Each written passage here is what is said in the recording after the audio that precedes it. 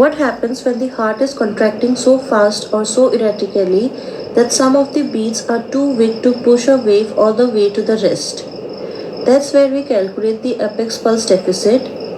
By definition, it is the difference between the actual heart rate, which is counted by listening directly to the heart with a stethoscope at the apex, and the peripheral pulse rate, which is counted at the radial artery. To do this correctly, two individuals must count simultaneously for 1 full minute using the same clock. One listens to the chest, the other feels the wrist. A clinical tip here: what if you are working the night shift alone and don't have a second person?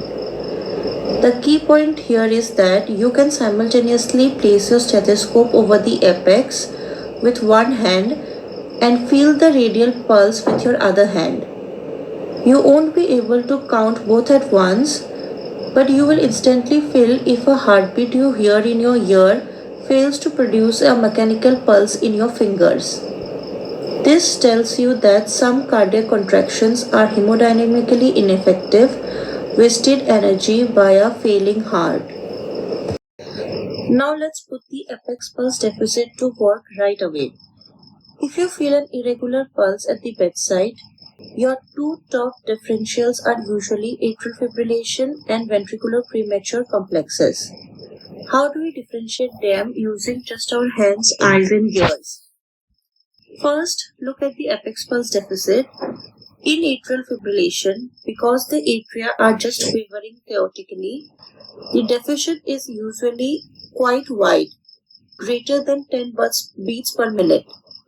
In ventricular premature contractions, it is usually narrow, less than 10 beats per minute. Next, look at the neck veins, JVP A wave. In atrial fibrillation, because there is no coordinated atrial contraction, the A wave is completely absent.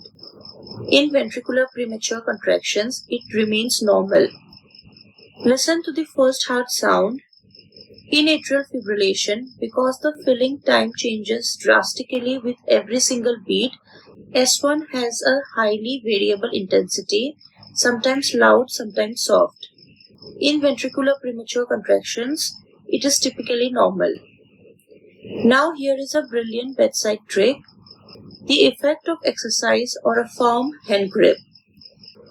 If you make the patient squeeze your fingers or do a quick bed exercise to raise their heart rate, an atrial fibrillation irregularity will persist.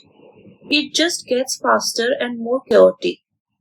But if it's ventricular premature complexes, the pulse will often become regular because the sinus node speeds up and overrides those ectopic premature beats. Memorize this table. It is a pure gold for ward rounds.